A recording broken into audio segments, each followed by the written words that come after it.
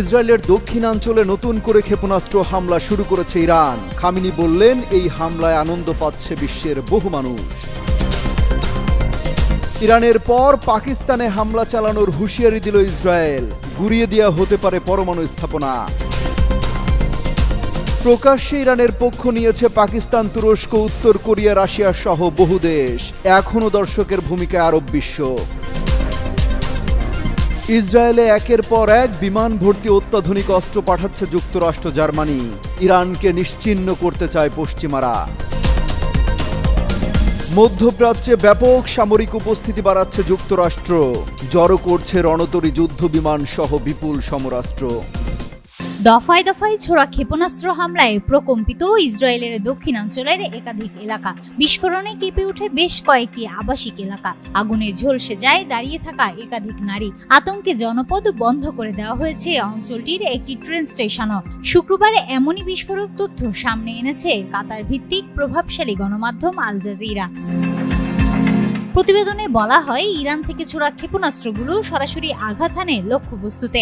ইসরায়েলের আকাশ প্রতিরক্ষা ব্যবস্থা ব্যর্থ হয়েছে এসব হামলা প্রতিহত করতে, এমনটাই স্বীকার করেছে আইডিএফ। আগুন নিয়ন্ত্রণে প্রাণপণ চেষ্টা চালাচ্ছে নিরাপত্তা কর্মীরা। এর কিছু সময় আগেই ইরান জুড়ে ভয়াবহ পাল্টা হামলা চালায় আইডিএফ। আকাশী উড়াল দিয়ে 60টি যুদ্ধ বিমান, ফেলা হয় অন্তত 120টি বোমা। নিশানা করা হয় তেহরানে অবস্থিত ইরানের বিশেষ বাহিনীর সদর দপ্তর। ক্ষেপণাস্ত্র উৎপাদন কারখানা ধ্বংস করার দাবি জানিয়েছে তেল আবিব। তবে এখানেই থেমে থাকেনি সংঘাত। হামলা ছড়ায় ইস্পাহানের পাশাপাশি ক্যাসপিয়ান সাগর ঘেঁষা উপকূলীয় শিল্প এলাকায়ও। বিস্ফোরণের শব্দ পৌঁছায় উত্তরাঞ্চলীয় রাশদ শহর পর্যন্ত।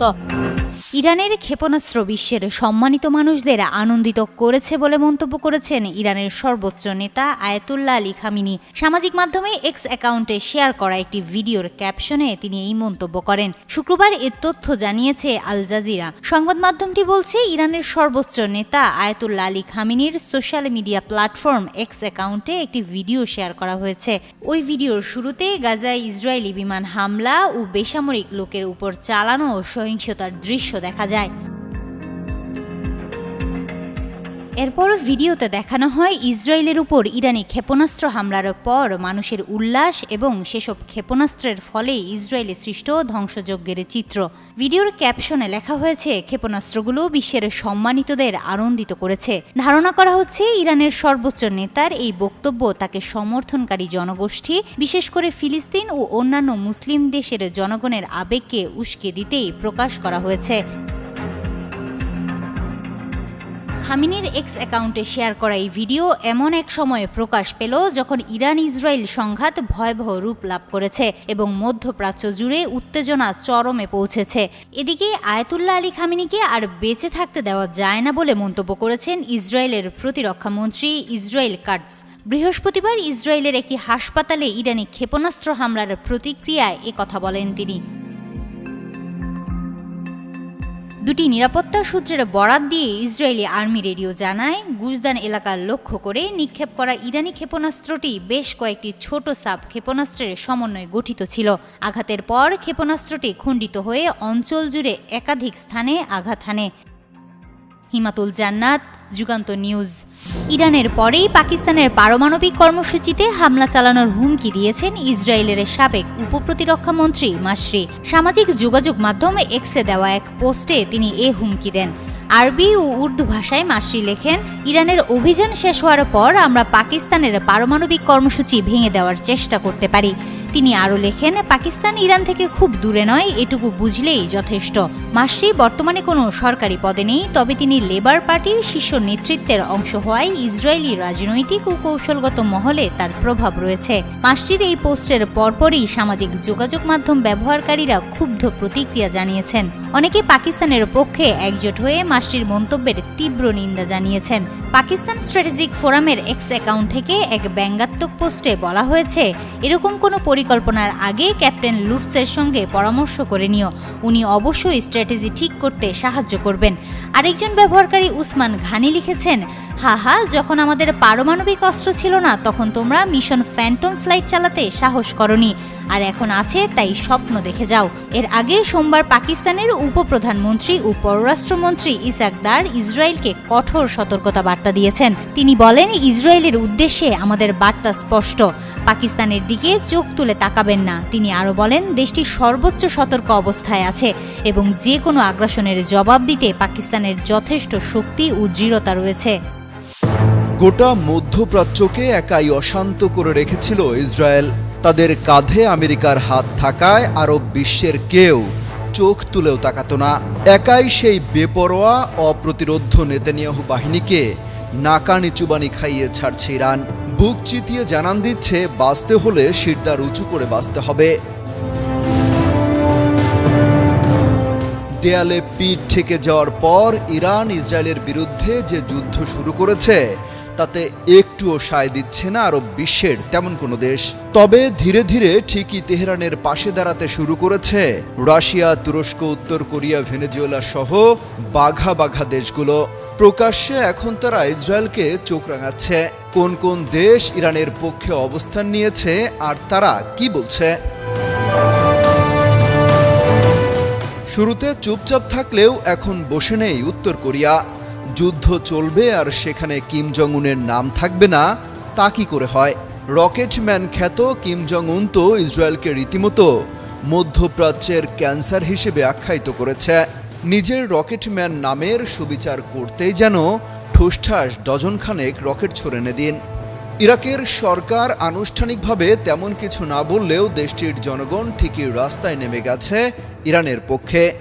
মার্কিন কর্তৃত্ববাদের বিরুদ্ধে অবস্থান নিয়ে দূতাবাস কর্মকর্তাদের পর্যন্ত আপাতত হটিয়ে দিয়েছে ইরাকের মানুষ।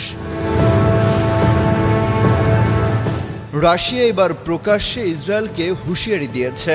তারা বলছে, ইরানের পরমাণু বিদ্যুৎ কেন্দ্রে কোনোভাবেই হামলা চালানো যাবে না। এতে যুক্তরাষ্ট্র যেন নাক না গলায় তা নিয়েও সতর্ক করা হয়েছে। ইরানের বাসিন্দাদের উপর ইসরায়েলি হামলার নিন্দা জানিয়েছে দক্ষিণ আমেরিকার দেশ ভেনেজুয়েলা। তাদের জনগণও ইরানকে সমর্থন জানিয়ে মিছিল পর্যন্ত করেছে। ইরানের পক্ষে সরাসরি অবস্থান নেওয়া দেশগুলোর তালিকায় রয়েছে চীনের নামও। ইসরায়েলি গোয়েন্দা সংস্থার অভিযোগ, যুদ্ধ পরিস্থিতির মধ্যে ইরানে কার্গো বিমান পাঠিয়েছে চীন। সেই বিমানে করে সামরিক সরঞ্জাম পাঠানো হয়েছে কিনা সেই প্রশ্নও রাখে তেল আবিব। তুরস্ক তো রীতিমতো ইরানের পক্ষ নিয়ে ইসরায়েলকে সকাল বিকাল হুমকি দিচ্ছে। হামলা বন্ধ করারও আহ্বান জানিয়েছেন এরদোয়ান। শুধু তাই নয়, তুর্কি সেনারা যুদ্ধের প্রস্তুতিও নিচ্ছে। এছাড়া পাকিস্তান তো রীতিমতো ঘোষণা দিয়েছে যে কোনো সংকটে ইরানের পাশে থাকবে ইসলামাবাদ। তবে মার্কিন প্রেসিডেন্ট ডোনাল্ড ট্রাম্প পাকিস্তান সেনা প্রধানকে ডেকে নিয়ে কি তাবিজ বেঁধে দিয়েছেন তা এখনো জানা যায়নি। এছাড়া ইরানের হয়ে সরাসরি যুদ্ধে জড়িয়েছে ফিলিস্তিনের গাজার স্বাধীনতাকামী সংগঠনের সদস্য, ইয়েমেন এবং লেবাননের বিদ্রোহীরা। তারা মাঝে মাঝে ইসরায়েলকে লক্ষ্য করে রকেট আর ক্ষেপণাস্ত্র হামলা চালিয়ে যাচ্ছে। অমিত হাসান রবিন, যুগান্তর নিউজ। যুক্তরাষ্ট্র ও জার্মানি থেকে ইসরায়েলে 14টি সামরিক কার্গো বিমানের মাধ্যমে সামরিক সরঞ্জাম ও রসদ দেশে পৌঁছেছে। ইসরায়েলের প্রতিরক্ষা মন্ত্রণালয়ের তথ্য অনুযায়ী ইরানে চলমান সংঘাতের প্রেক্ষাপটে এই সহায়তা অত্যন্ত গুরুত্বপূর্ণ। মন্ত্রণালয় এক বিবৃতিতে জানিয়েছে, গত 13 জুন ইরানের বিরুদ্ধে ইসরায়েলের হামলা শুরুর পর থেকে এই বিমানগুলো আকাশ ও সমুদ্র পথে পরিচালিত সরবরাহ সেতুর একটি অংশ। ইসরায়েলের পররাষ্ট্র মন্ত্রণালয় এই চালানগুলোকে সেনাবাহিনীর অপারেশন প্রস্তুতি বজায় রাখার জন্য অপরিহার্য বলে উল্লেখ করেছে। 2023 সালের 7 অক্টোবর গাজা উপত্যকায় হামলার পর থেকে ইসরায়েলে আসা 8 শতাধিক সামরিক কার্গো বিমানের পর এটি আরেকটি গুরুত্বপূর্ণ সংযোজন। যদিও যুক্তরাষ্ট্র ও জার্মানি থেকে আসা সামরিক সরঞ্জামগুলোর বিস্তারিত প্রকৃতি সম্পর্কে ইসরায়েলের সেনাবাহিনী কোনো তথ্য জানায়নি। ওয়াশিংটন ও বার্লিনও বৃহস্পতিবার পর্যন্ত এই বিষয়ে কোনো মন্তব্য করেনি।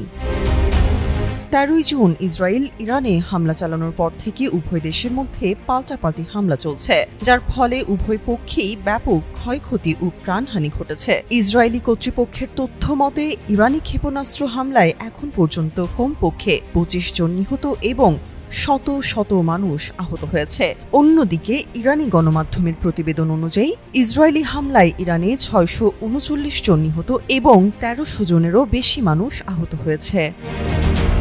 এছাড়াও পারমাণবিক শক্তিচালিত রণতরী USS জেরাল্ড আর ফোর্ড এক সপ্তাহের মধ্যেই ইউরোপীয় অভিযানের দিকে অগ্রসর হচ্ছে, যা এই অঞ্চলের উত্তেজনাকে আরও বাড়িয়ে তুলতে পারে বলে ধারণা করা হচ্ছে।